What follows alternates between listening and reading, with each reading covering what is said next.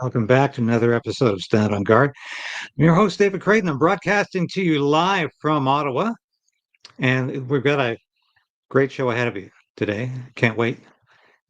We've got Jeff Rath, who is the counsel for the Alberta Prosperity Project and one of the chief advocates of Alberta independence. He's going to tell us about what's going on with the referendum that a former deputy premier has unwittingly, apparently, put in action. But we'll be back momentarily to talk about all of this and more. The Prime Minister lied and his minions continue to lie. Your home is your castle. We're calling on the government to introduce and immediately pass the Stand on Guard law. But we also need to resolve to resist.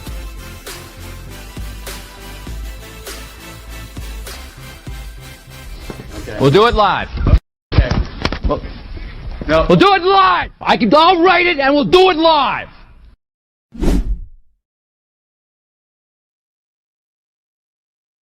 Yes, we're doing it live as usual. And before we get to Jeff, who's waiting in the wings here, a couple things I wanted to go through with you this morning because Mark Carney's at it again.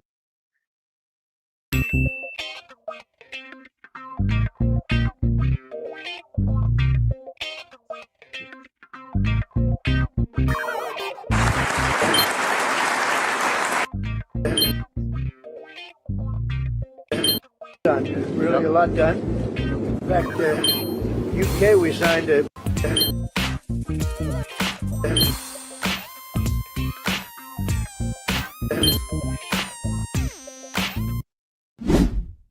You can't handle the truth.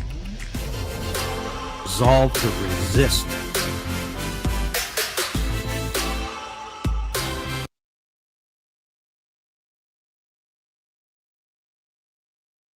And of course, Brookfield just got a huge nuclear contract in the United States. And this is being ignored by most of the media, as usual. So I just want to, before we get to Jeff here, want to share the screen with my ex. There's so much happening with the Ostrich farm right now, as usual. And like I said, I'm hoping to get some interviews by Friday with the farm leadership. But yeah, here we go. Incredible stuff going on here. And I hope you were able to watch the broadcast yesterday. But what we were saying yesterday is that they are creating a toxic farm, not because the ostriches are toxic. I want to make this quite clear. We believe they're liquefying the ostriches 2 or 3 at a time at night in the wee small hours of the morning. And they're literally dumping this on the farm. Now, obviously, this is not what you want to dump on the farm. This is not because the ostriches are in any way infected with H5N1 avian influenza, but because you don't want to liquefy ostriches and dump it on the farm. Now, we don't have any concrete proof this is happening. We know the mega blender is on the farm right now. So what are they doing with it? Why are they so busy at night? All they're supposed to be doing is feeding the ostriches and what else? Giving them some water and providing bedding and getting medical attention if an ostrich is injured or in any way sick. They're not doing that. We don't believe they're doing any of it. So this could be the latest count here. This came from Jen Donders. 8 and 2, and she from the high viewpoint, from the hill next to the farm. This is a mountainous country. She was able to count 284. Whoops. What does that mean? What does that mean? Because the CFIA just said so in an interim report or in a news release last week. They said that there's between 300 and 330. So apparently the CFI can't count. So they're giving you a range of between 300 and 330. So even if we take the lower number and say the CFIA is saying there's 300, 16 ostriches are gone in less than a week. This is the latest count. Where are the ostriches disappearing to? Yesterday's Stand on Guard, we brought the receipts how the approved method is to blend up the birds and dump it on the farmer's soil. This is actually happening at poultry farms. We show the picture of the blender machine. They drove onto the farm. People on the farm hear the blender at night. Is this what is happening in BC to the ostrich farm already? And the 8 million poultry CFIA has slaughtered this year in BC alone. They say in the news release they did not remove the dead ostrich's body. So where is it? This is disgusting. Making the land a literal killing field, toxic for the land and waterways. How is this legal?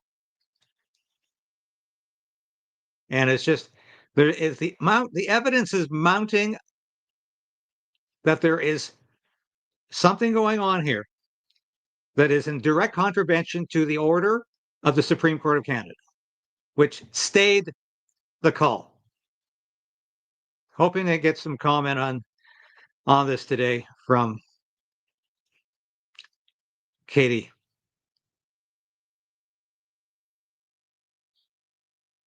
Anyway, so that's what I wanted to show. I might have some more of this at the end of the news. I had to laugh at this. CTV is reporting that the U.S. Ambassador to Canada, Pete Hextra, was hurling insults and swore at the Ontario trade rep. Really, you don't say. Anyway, without further ado, I've kept Jeff waiting long enough here. Here's the story I was alluding to. The Trump administration announced a partnership with Brookfield, which was formerly headed by Mark Carney, to help build a series of nuclear reactors totaling $80 billion across the United States as part of the country's plan for energy dominance. Is that why Mark Carney has been almost literally on his bended knee every time he meets with Donald Trump? Because he was looking for another contract. We know Mark Carney has used his political appointed positions. Now he's using his politically elected positions to apparently gain financial access that he would not otherwise have. I'm putting that and this is what we're going to be talking to Jeff about, and in addition to other things. The Alberta Prosperity Project rally draws thousands, the largest in Alberta independence history.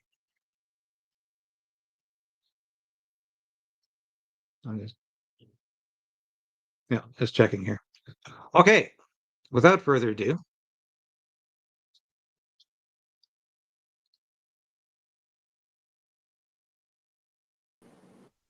Jeff Rath, Counsel for the Alberta Prosperity Project, eloquent advocate for Alberta independence. Thank you for joining me today. Good morning. And we've got a couple of things that I wanted to discuss with you. But first of all, I see this being trumpeted this morning. And of course, this is this bizarre exercise, I'll call it that, Forever Canadian petition that was engineered by the former MLA, I think the former deputy premier, Nakasuk, if I'm pronouncing that right. And so he's collected 456,000 signatures. But what kills me is, I didn't do this so we could have a referendum. I just did this for the hell of it, to see how many signatures I get. What is going on here? Well, I'll tell you what's going on. It's Alberta's own version of a Polish joke, right? Is that little Tommy Lukasik thinks that he's going to have this referendum to preempt our referendum with his dumb question, should Alberta remain in Canada? It's like asking the question, should Alberta still be called Alberta, right? So he thinks he's going to preempt our question, and then he thinks that somehow or other that under the Referendum Act and or under the Citizens Initiative Act, if somehow or other that referendum is unsuccessful, that then we can't have another referendum for 5 years. So that was his idea when he started all of this, right? But the problem is he didn't think any of it through. Because first of all, he structured the question so that if we vote no, right, to the question, shall you remain in Canada? Well, that means that theoretically the government could say, well, gee, maybe Alberta has to leave Canada and we'll have to initiate discussions with Ottawa. And of course, it's only on a no vote that we'd be prohibited from having another referendum for 5 years under the legislation, which is it's just kind of goofy, right? But then the other thing that little Tommy forgot about, and we've been talking about for the last couple of weeks, which is probably why he changed his tune, under the legislation, the government doesn't have to adopt his question, right? They could say, okay, well, thank you. You've got your 300,000 signatures. Thank you for showing us that Albertans want a referendum on independence, right? But we don't want to spend $20 million on a province-wide referendum on a question that doesn't comply with the Clarity Act. So the government literally has the jurisdiction under Section 1 of the Referendum Act to put in whatever question they want. And of course, it's in the interest of the government of Alberta to have a question that complies with the Clarity Act, Section 1 sub 3, which the question would be very close to the one we were proposing, but the Section 1 sub 3 of the Clarity Act says that the question must clearly state that the province will cease to be a province of Canada and become an independent state. So what we're gathering is that the question that the province of Alberta is leading towards, they're going to have a referendum on the following question that complies perfectly with Section 1 sub 3 of the Clarity Act. Do you agree that Alberta shall cease to be a province of Canada and become an independent state? So now the little Tommy has figured out that the government can have a referendum on a question that complies perfectly with the Clarity Act, and which makes all of us at APP and all the people that support Alberta independence happy. He's now backpedaling, faster than Michael Jackson doing the moonwalk, to try to say that, oh, no, I never wanted a referendum to begin with, never wanted a referendum. We just want this to go to the legislature, to have a motion before the legislature. Referendums are referenda are too divisive. We don't want a divisive referendum. He mobilized like thousands of volunteers over the summer. They gave up their summers to gather signatures on a question for a referendum that Lukasik is now saying they're not going to have. Like that they don't want to have. It's the most bizarre thing that you've ever seen. We, of course, suspected that the reason that little Tommy was out there getting everybody's personal information is that he wants to either start a new political party with all the information that he's gathered, or alternatively, use it to reinvigorate the old Progressive Conservative Party of Alberta, right? That's really what we think he's doing. And he's literally conned all of these people into giving up their personal information to him for his own purposes that have nothing to do with having a referendum. It's the whole thing is completely bizarre. We're all just killing ourselves laughing over it, because thank you very much, Mr. Lukasik, for working so hard all summer to make sure that we're going to have a referendum on independence next year, right? Well, here's Premier Daniel Smith's take on this. Vote is a yes/no question. It is a separatist referendum. He may be trying to characterize it differently, but if you ask people if you want to remain in Alberta, yes or no, there are implications if people answer no. Okay, so we talk about the Clarity Act. Let's have some clarity on this question. Are we going to have dueling referenda potentially in 2026, or can we go with this referendum, which is inevitable? The Premier just said it is a vote for separation or not for separation, but it's a no vote in terms of whether or not people want Alberta independence. Could you then introduce another referendum with a yes vote? There won't be dueling referenda, because the whole process requires the lieutenant governor and council, or specifically the cabinet, right, Reid Premier, right, to call the referendum question under Section 1 of the Referendum Act, right? So they're not going to call competing referendum questions under the Referendum Act. They're the ones that decide. But in making that decision, it's a discretionary decision. First of all, whether to have a referendum or not. And on top of it, ultimately, they decide what the question is going to be. And, I'm not in, direct contact with the Premier's office, but what we understand is that, the general consensus in and around the legislature is that there's no appetite to spend $20 million on a referendum question that has been characterized by the courts as a legal nothing burger, right? That's literally how Justice Feasby, defines, Lukasik's question. So our understanding is that the appetite amongst MLAs and the government is to have a question that conforms with the Clarity Act, so that if Albertans vote, to express the will to leave Canada, we've then triggered a process that will lead to some form of constitutional negotiation and constitutional amendment.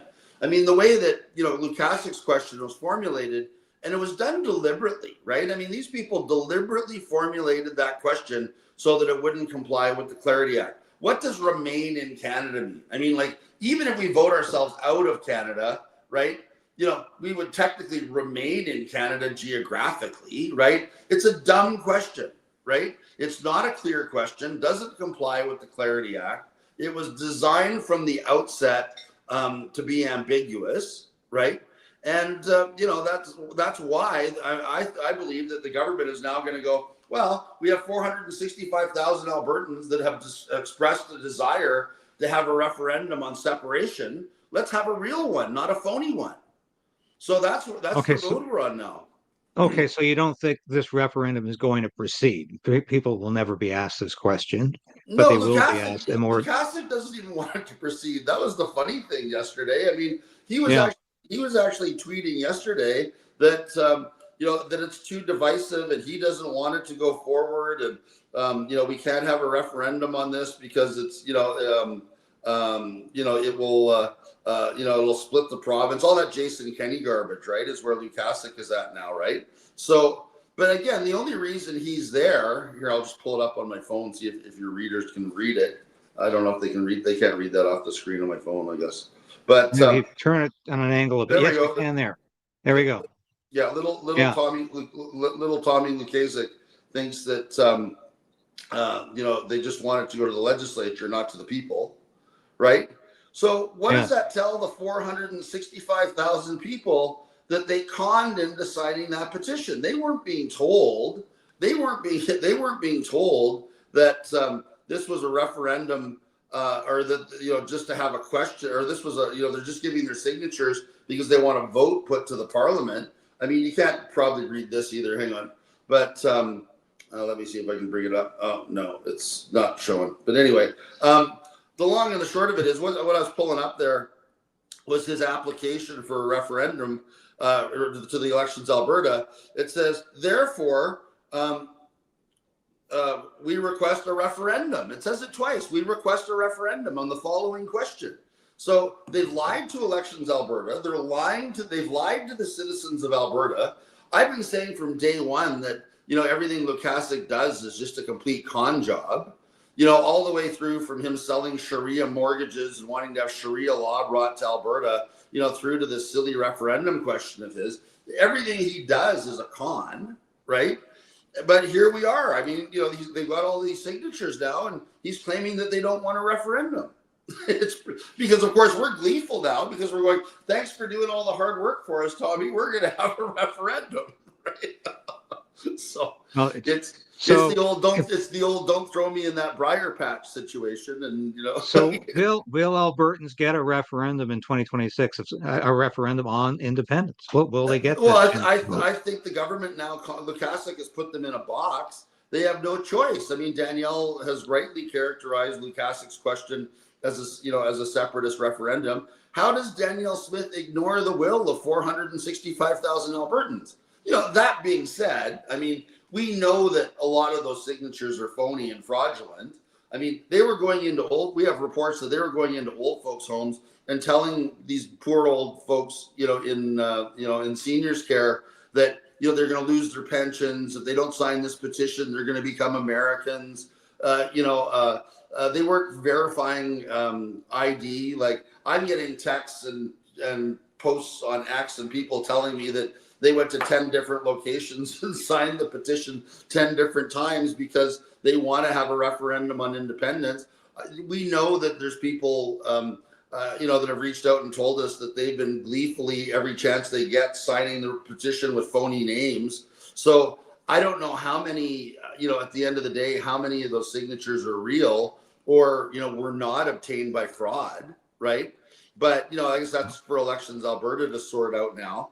But Lukaszuk, doing what he does, he's created a real mess for the province of Alberta. Well, not a mess from our perspective. There's going to be a referendum on independence, which is what we always wanted. Well, I just want to show a clip here of your recent rally, and I think it's quite impressive. You had a lot of folks out, and I think this is the largest rally for independence you've ever had. I hope there's a little more footage there. No, actually, no, there isn't. But this was the largest rally ever, and for Alberta independence. How many people did your estimate you got out? I've seen AIs that, like AI analysis of the drone footage at the peak of the rally that said we had over 12,000 people. The sheriffs,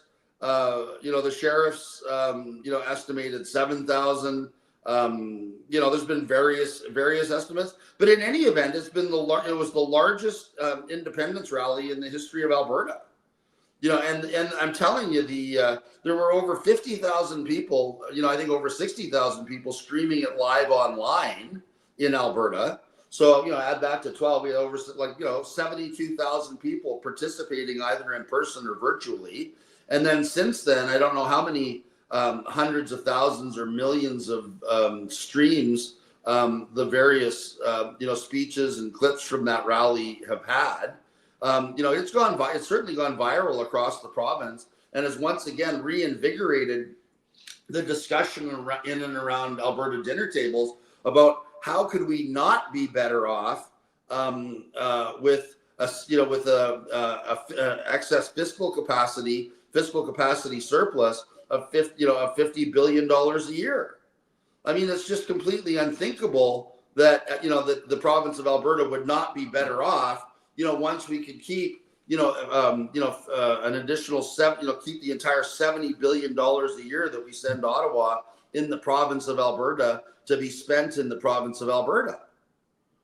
And everybody's figuring it out. I mean, I think we've discussed this previously. APP engaged economists and actuaries and all kinds of people smarter than me to put together a document called The Value of Freedom, that demonstrates that even after tripling the amount of money the federal government spends on Indigenous people to lift them out of the abject poverty Ottawa's left them in, spending 3% of GDP on armed forces, spending for immigration and deportation of all of these people that are here on these stupid work permits that we don't need, et cetera, that we would have a $30 to $50 billion a year fiscal capacity surplus that would allow us in year one to almost completely eliminate federal income tax, right? We'd have a 33% decrease in the tax burden on Albertans, because it's not just income tax, carbon tax, GST, capital gains tax,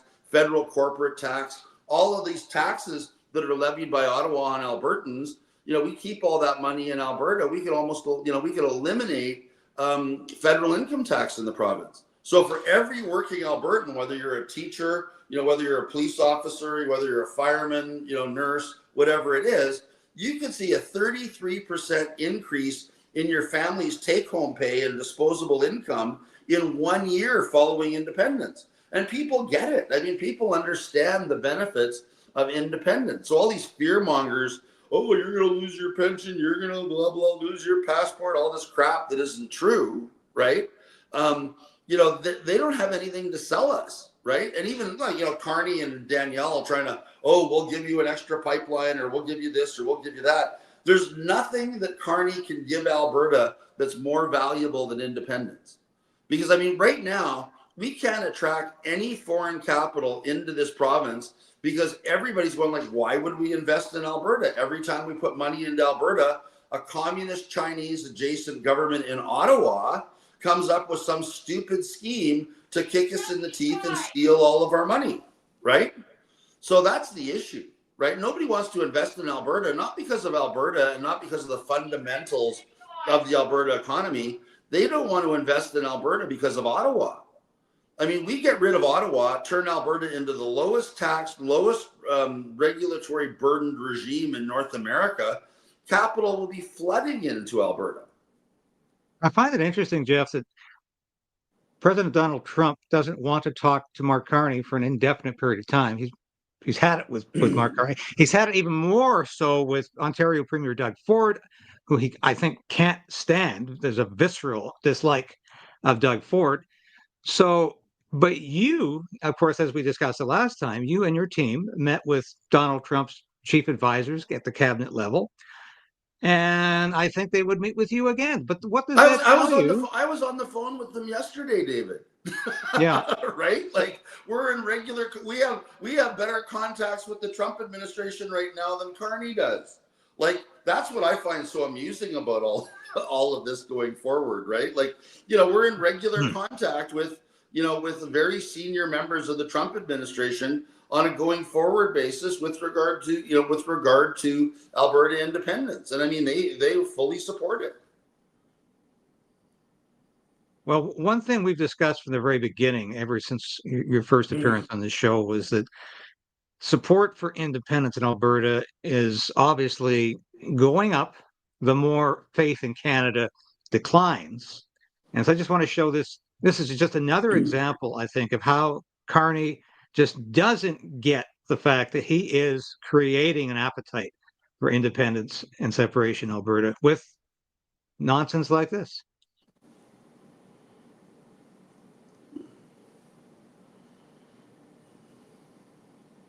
Yeah.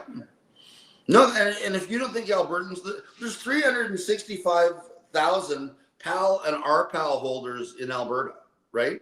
And if you don't think every one of them is not going to be voting for independence, you're wrong, right? On top of it, I mean, your clip at the beginning of the show about Brookfield wanting to sell $80 billion worth of small modular nuclear reactors to the United States. Well, let's face it, that's Carney's plan for Canada, right? When he talks about this energy corridor, he's not talking about, or energy superpower, he's not talking about creating, national oil and gas pipeline networks and, all of those types of things, increasing our refining capacity, taking the whole Montney gas field and hooking it up to giant cogeneration plants and creating an AI super hub in northern Alberta where the cost of cooling is basically free for 6 months of the year, right? No, he's not talking about that stuff. He's talking about creating this Brookfield-owned and Brookfield-controlled network of small modular nuclear reactors hooked up to power lines so that every time, people have to go plug in one of their electric vehicles that Carney's going to force them to buy, right? It's literally going to be siphoning money out of the people's back pockets, out of their wallets, into the wall socket, and then off into Carney's secret offshore bank account. Carney is one of the most corrupt prime ministers in Canadian history. Everything he does is for Brookfield's account. Everything that he is doing to our country is for his own personal account. And we are just here to basically siphon and shovel, Canadian dollars into Carney's offshore bank account. That's our role as Canadian citizens as he sees it. Certainly appears that way, because people have wondered, why is he so obsequious to Donald Trump every time he meets him? After, of course, the elbows up crap for months.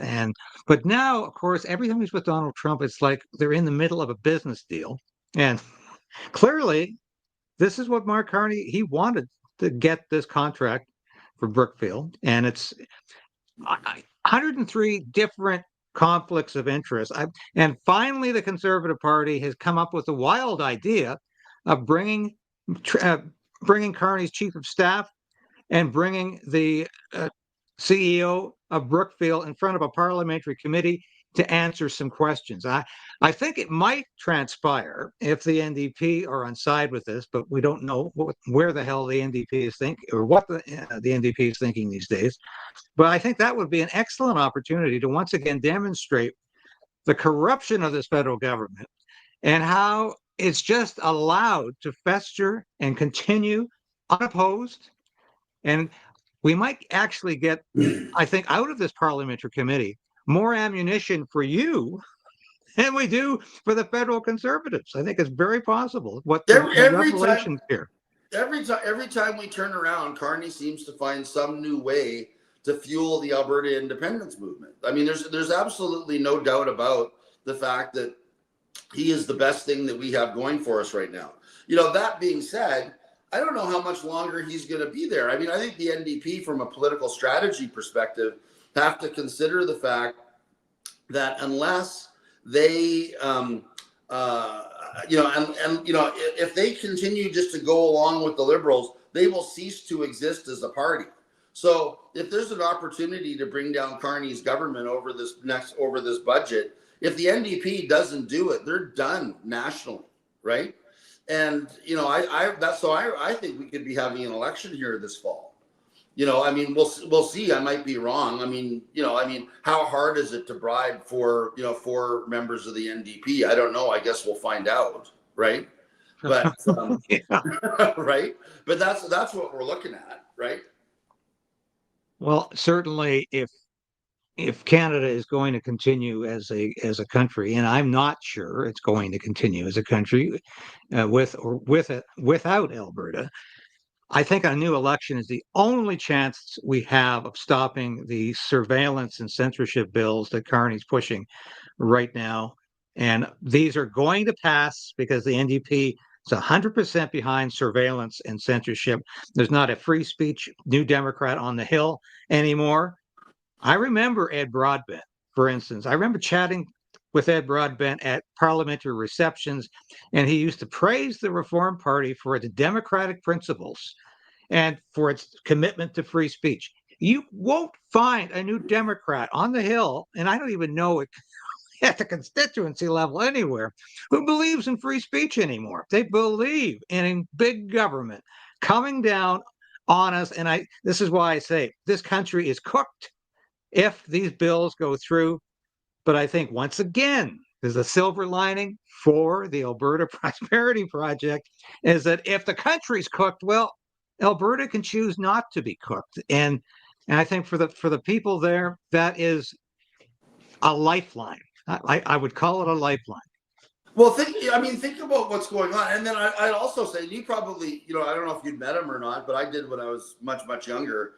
Stanley Knowles, I mean, one of the finest gentlemen to ever, trot across Parliament Hill, the great NDP parliamentarian Stanley Knowles. He'd be disgusted with his present party and their stand in favor of tyranny and destruction of free speech and censorship, right? I mean, the NDP now, I mean, they're basically, an offshoot of the old Communist Party. Right. I mean, I don't know that they're quite Stalinist, but they're certainly Trotskyites. And I mean, Trotsky was no fan of free speech. Right. It was no way. So, I mean, that's what we're looking at. I mean, the communists are in control on Parliament Hill.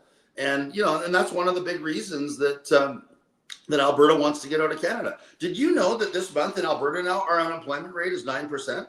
Our unemployment rate is higher than that of Newfoundland. Think about that. Our youth unemployment rate is over 20%. So if people in Canada don't think that Albertans are going to vote for independence next year, when the unemployment rate in Alberta approaches 12% and youth unemployment is over 25%, and nobody can get a job because every job, has been taken by all of these people on temporary foreign work permits and international mobility program permits. If they don't think that Albertans are going to rise up and vote themselves out of the hellhole that Canada has become, you're wrong.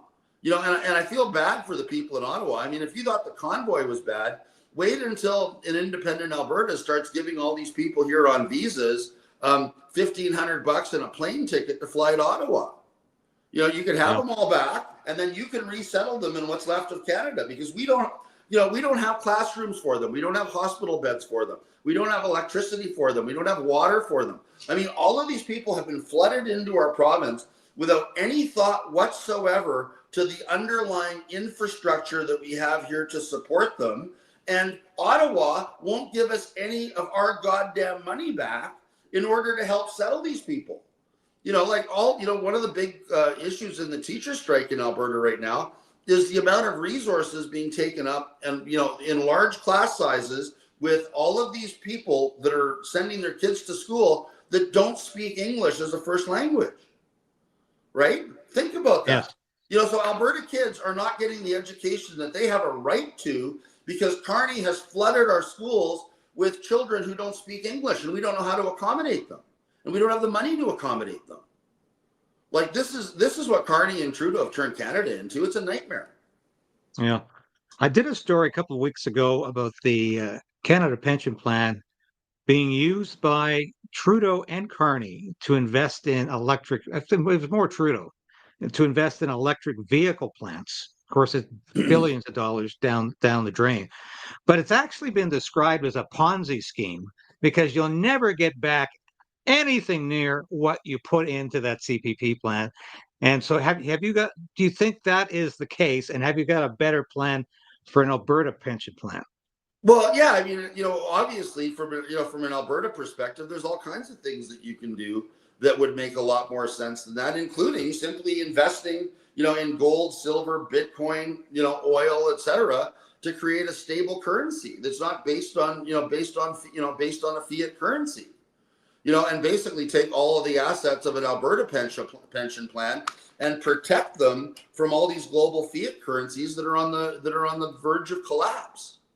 The Canadian dollar, and that's the other thing that people need to internalize. Once Alberta leaves Canada, the Canadian dollar will be trading on par or below the Polish zloty.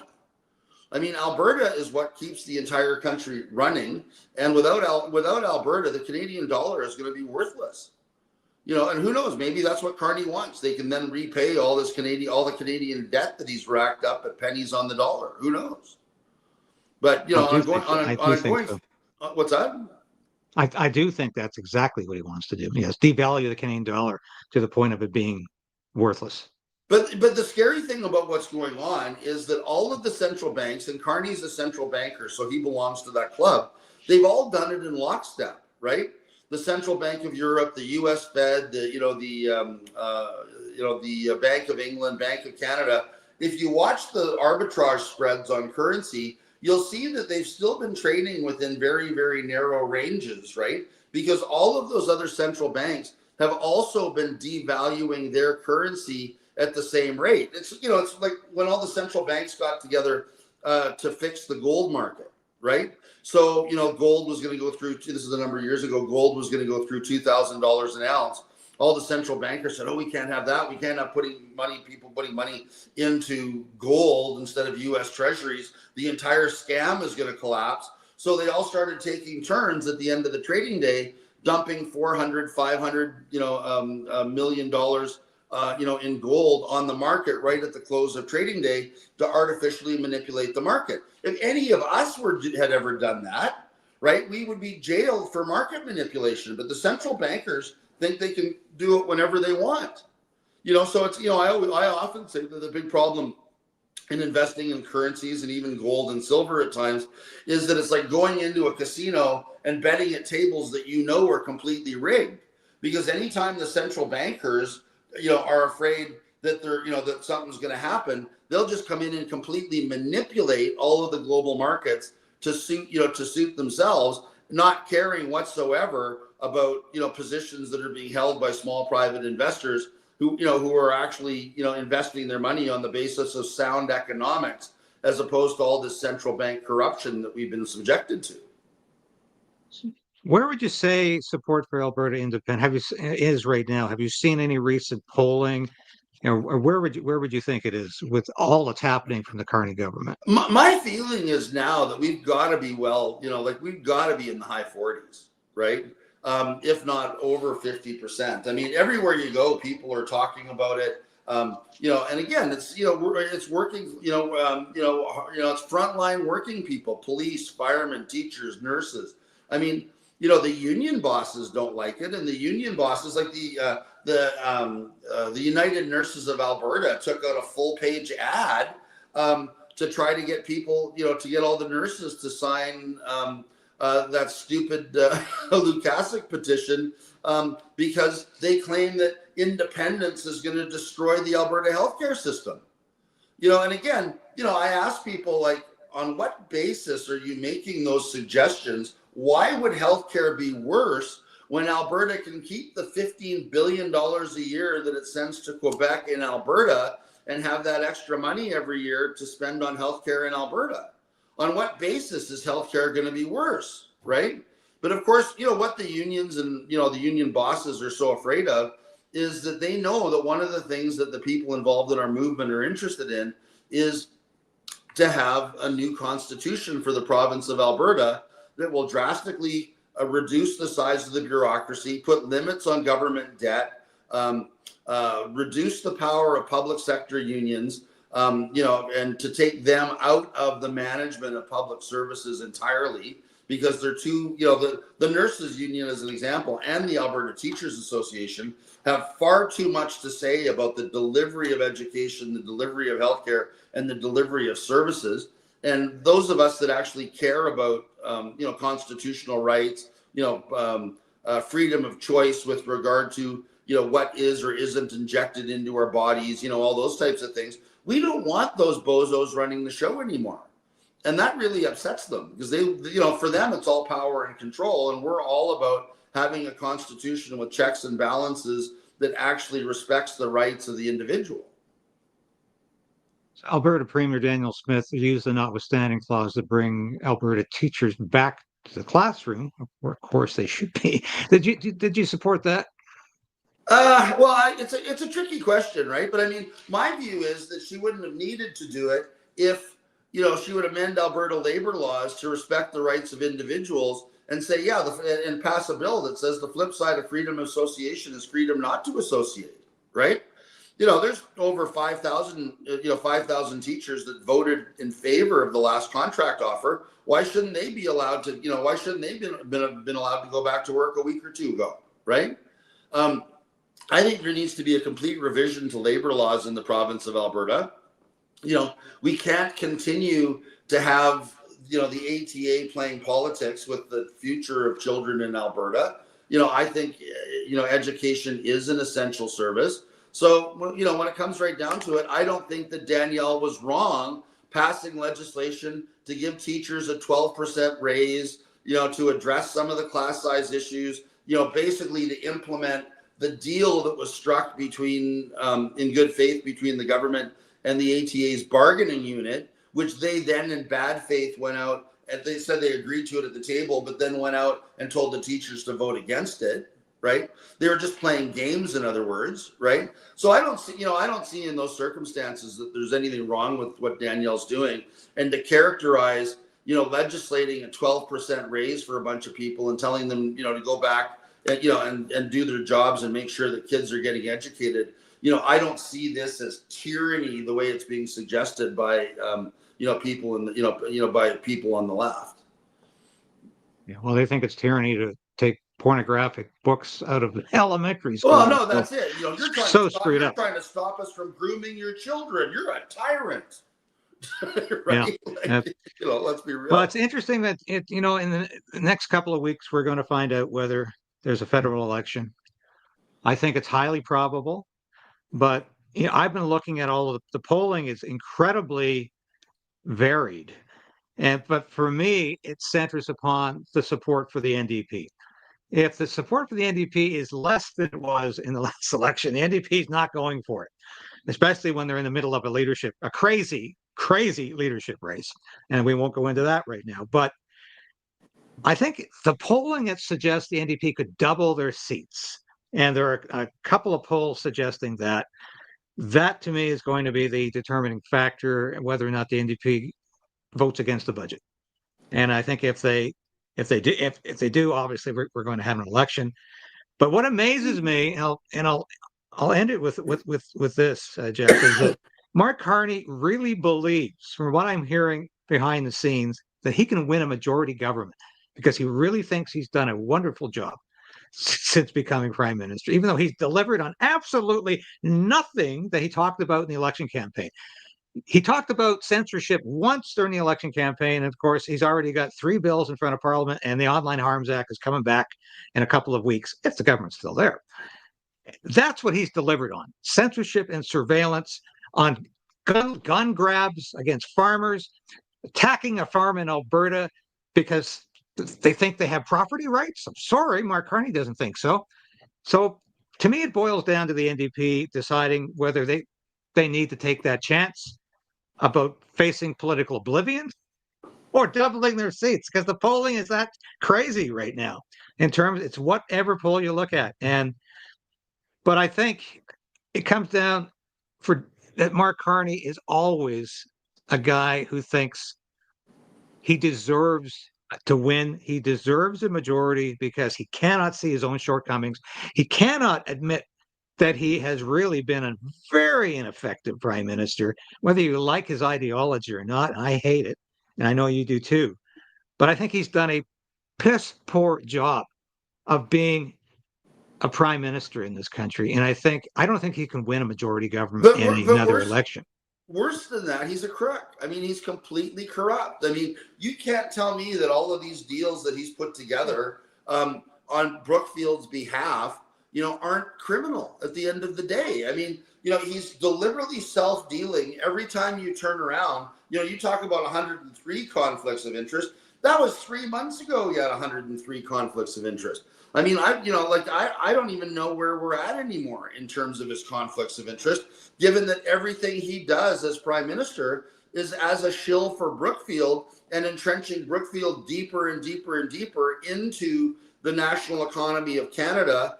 And on top of it, using his office now to shill for Brookfield into the United States, completely undermining our sovereignty and weakening our, whatever negotiating position we had on trade with the U.S. Right? I mean, why negotiate with somebody who you bought lock, stock, and barrel? I mean, Carney's in Trump's back pocket right now, which is exactly where Trump wants him. So it's going to be interesting to see what he does to get elected next time, because I think people have seen through his whole elbows up campaign. I guess, is his next slogan going to be Canada safe and effective? Like, come on. Jeff Rath, thank you so much for joining me today. And I know you're working hard for the Alberta Prosperity Project and for your dream of Alberta independence. And I think every day we have Mark Carney as Prime Minister, that dream becomes more of a reality. So we'll keep talking and keep watching, and always a pleasure to have you on the show. Yeah, it's always an honor. Again. Just a little bit of footage there from One more time. Look at that crowd. That to me is just phenomenal. And my fellow Albertans, proud sons and daughters of this great land. So that was a huge success for you, and I know you're very proud of that. Yeah, next time we do one, we're going to try to fill the Saddle Dome. So, it's we're just going to keep moving forward. Jeff, thanks for joining me today. We'll see you again. That, of course, was Jeff Rath, the Chief Legal Counsel for the Alberta Prosperity Project and a very staunch advocate for Alberta independence. We'll see what happens with this potential federal election coming up here. And, once again, here's some footage from that rally. As Jeff confirmed, it's the largest rally for Alberta independence in the history of the province. And it was quite a phenomenal sight. So I just wanted to share a couple of things on Facebook with you. And that's where we are now. Before I leave you, I wanted to share the screen for a minute again, and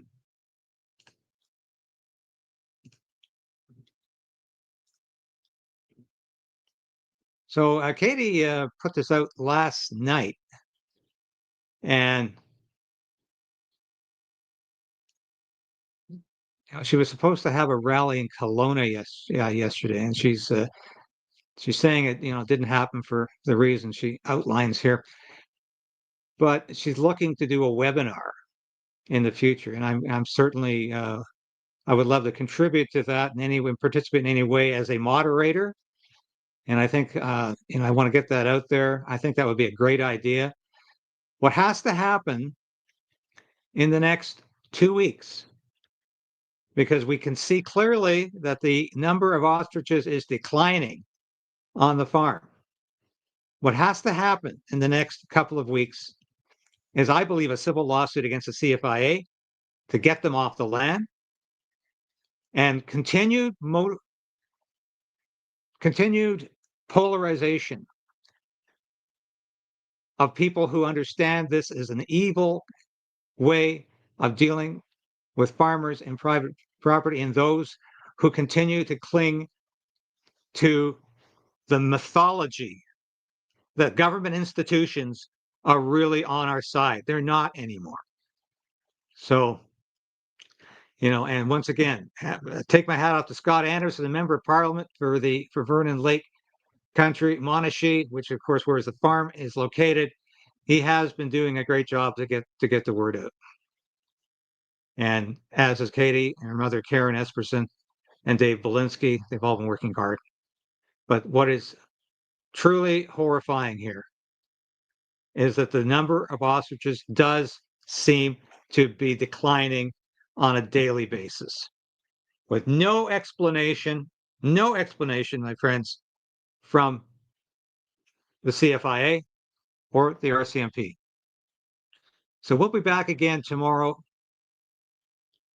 with more of the news. Thanks for watching today. I appreciate your support so much. I'm just going to show you my merchandise, and I'm wearing some of it today, so I damn well better show you the merchandise. But yeah,